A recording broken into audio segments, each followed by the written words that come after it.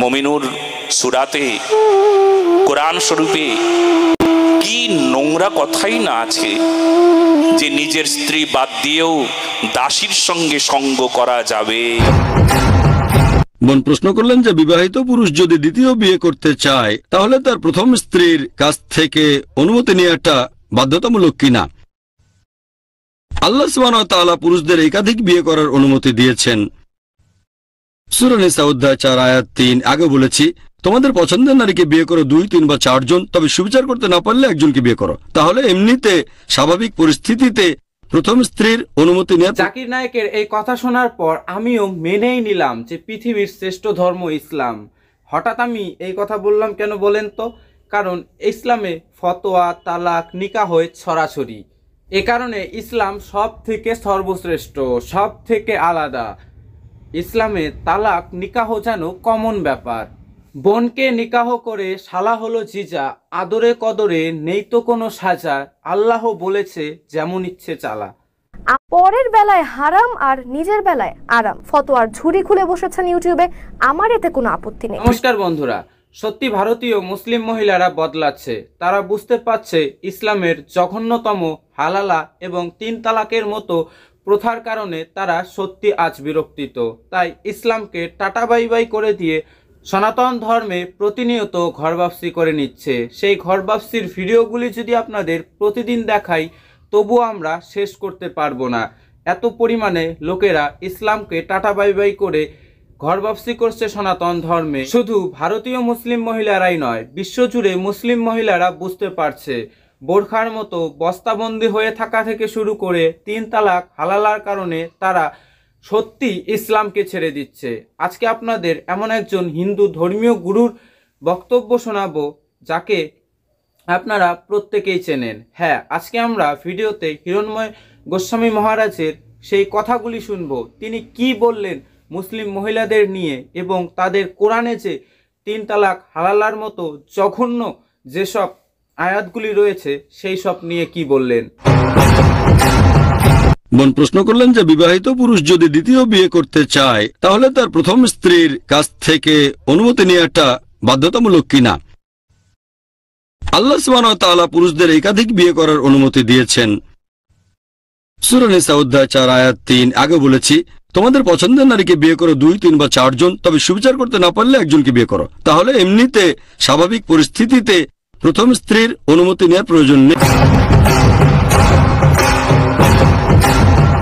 ইসলাম ধর্মের মানুষেরা কি বলে যে আপনি 4টা 5টাও বিয়ে করতে পারেন, আল্লাহ আপনাকে হেদায়েত করবে, আল্লাহ আপনাকে অনুমতি দিয়ে রেখেছে, আদেশ দিয়ে রেখেছে। বলে আপনার স্ত্রীর কাছ থেকে আদেশ নেবার প্রয়োজন নাই, আগের স্ত্রীর কাছ থেকে আদেশ নেবার অনুমতি নেবার প্রয়োজন নাই।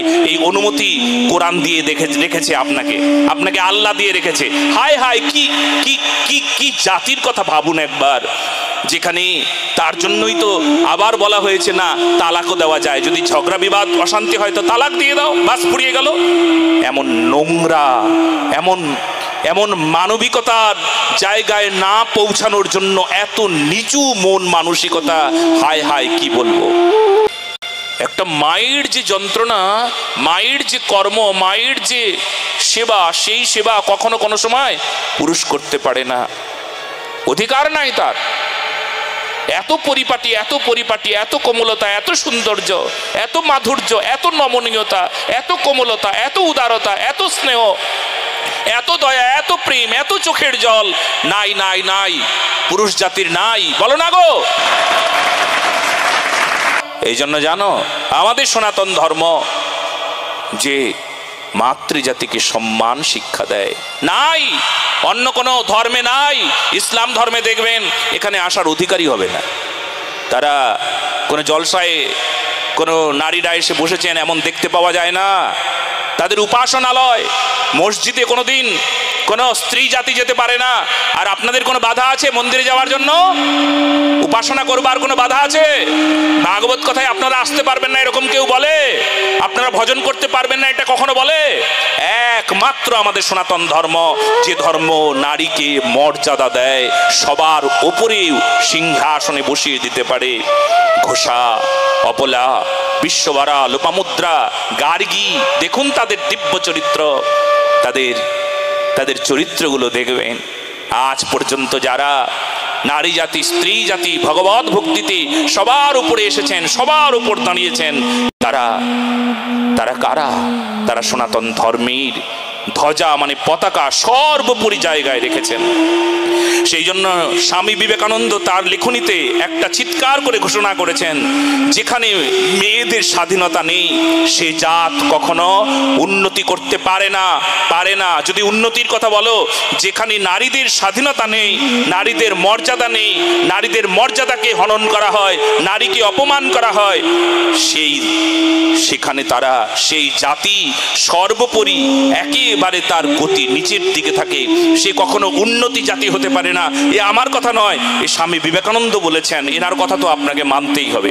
আমি ওনার কথাই আপনাকে প্রতিধ্বনি করে জানালাম।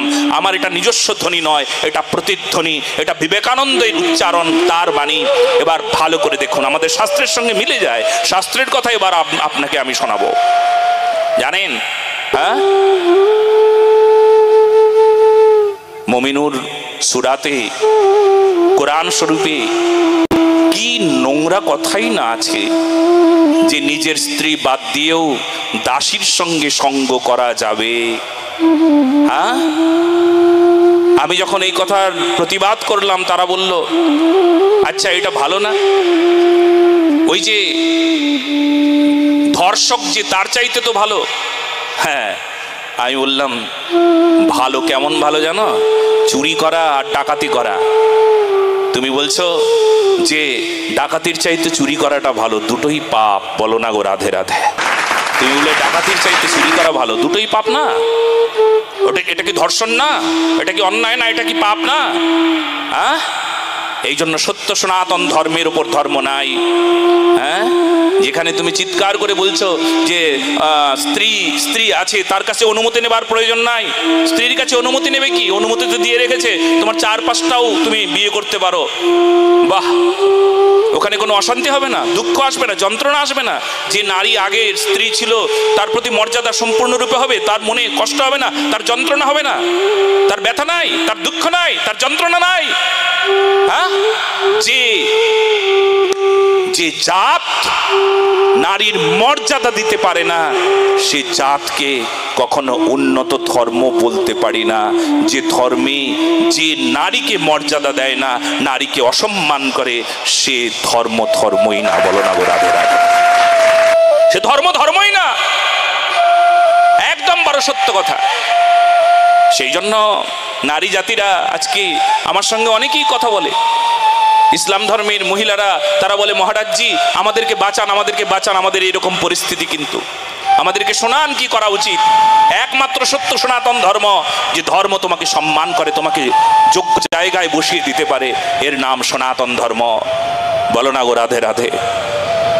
আহা, তো সেই জন্য নারীর মর্যাদা, নারীকে সম্মান, নারীর প্রতি যে মর্যাদা, সে মর্যাদা একমাত্র সনাতন ধর্ম দিতে পারে।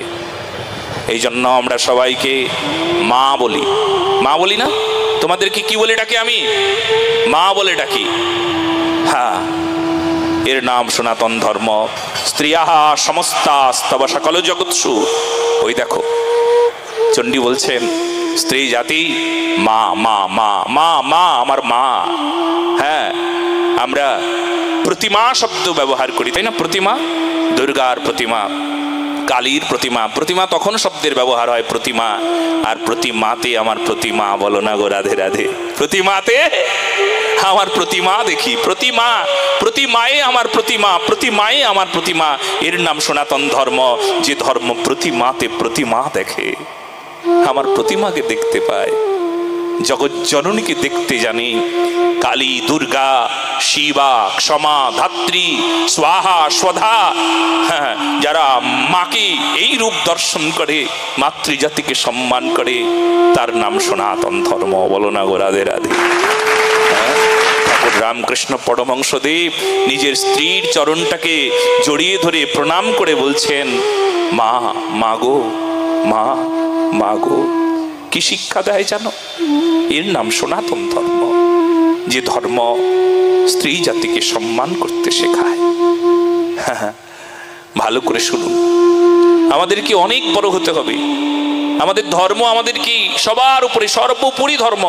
আমাদের ধর্মটা বড় মহান, কিন্তু আমাদের এই মহান পবিত্র এই সত্য সনাতন ধর্মকে ভালো করে বুঝতে হবে, নতুবা বলবার জায়গা কোথায় পাবো? বলবার জায়গা তো থাকবে না। যা বলবো, ওনারা যা বলছে, অন্যেরা যা বলছে, আমরা মনে মনে ভাববো তাই বুঝি, তাই বুঝি, আসলে তাই না।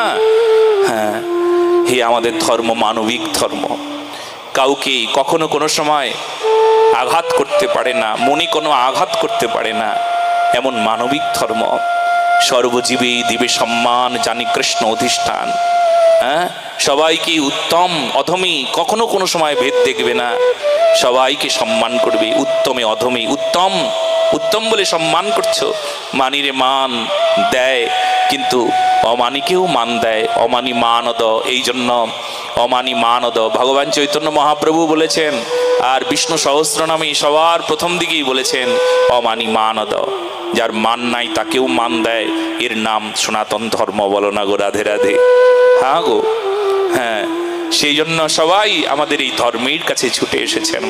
সারা পৃথিবীর মানুষ সবাই বলতে চাইছেন, সত্যি একমাত্র ধর্ম যদি থাকে তবে সেটাই ধর্ম, আর অন্যান্য সমস্ত পন্থা পথ পদ্ধতি মাত্র। ধর্ম সবার এক, সনাতন। যেমন স্বর্ণ আলাদা হয় না, ঠিক তেমনি ধর্ম আলাদা হয় না। কখনো আমরা বলি না এটা খ্রিস্টান সোনা, এটা মুসলমান সোনা, এটা হিন্দু সোনা। যেমন কখনো বলা হয় না, ঠিক তেমনি ধর্ম একটাই, সত্য সনাতন ধর্ম। ধর্ম একটাই, একটাই ধর্ম। বলুন সত্য সনাতন ধর্ম কি? তিনি কিন্তু পরিষ্কারভাবে বুঝিয়ে দিলেন কোনটা মানবতার ধর্ম, কোনটা আসল ধর্ম আর কোনটা নকল ধর্ম, কোন ধর্ম সকলকে নিয়ে বাঁচতে শেখায় আর কোন ধর্ম সকলকে মারতে শেখায়। এইসব শোনার পর যে সমস্ত শিক্ষিত মুসলমান এবং বুদ্ধিজীবী মুসলমানেরা আছেন তারাও হয়তো আফসোস করছেন, তারাও হয়তো লজ্জাতে মাথা লুকোনোর জায়গা খুঁজে পাচ্ছেন না। তাই বলবো বন্ধুরা, এখনো সময় আছে, ফিরে আসুন সত্য সনাতন ধর্মে। এটাই তো আগে আপনাদের ধর্ম ছিল, প্রাচীন ধর্ম ছিল। পরে আপনাদের পূর্বপুরুষ ধর্মান্তরিত হয়ে গিয়েছে, আজ এ কারণেই আপনারা ইসলাম ধর্মে রয়েছেন। তাই নিজের ধর্মকে চিনুন এবং পুনরায় সনাতন ধর্মে ফিরে আসুন। মানবতার ধর্ম, যে ধর্ম মানুষকে মানুষ হওয়ার শিক্ষা দেয়, সেই ধর্মে ফিরে আসুন। আপনাদের আরেকটি প্রশ্ন যেটা থাকে যে আমি হিরণ্ময় গোস্বামী মহারাজের ভিডিওই কেন আপনাদেরকে দেখাই। দেখুন বন্ধুরা, বাংলায় এনার মতো সাহসী ধর্মগুরু আমি আজ পর্যন্ত দেখলাম না, যিনি কিনা নিজের স্বার্থে নয় সনাতনের স্বার্থে আওয়াজ ওঠাচ্ছেন, সনাতন ধর্মের হিন্দু ধর্মাবলম্বী মানুষদের কারণে আওয়াজ ওঠাচ্ছেন, সনাতন ধর্ম রক্ষার্থে আওয়াজ ওঠাচ্ছেন। আর এরই বিপক্ষে দীনকৃষ্ণ ঠাকুরের মতো কিছু লোকেরা প্রতিনিয়ত সনাতন ধর্মকে হেয় করে যাচ্ছে, অপমান করে যাচ্ছে। এর বিরুদ্ধে আপনারাও আওয়াজ ওঠান এবং সনাতন ধর্মের প্রত্যেকটা হিন্দু জাগুন।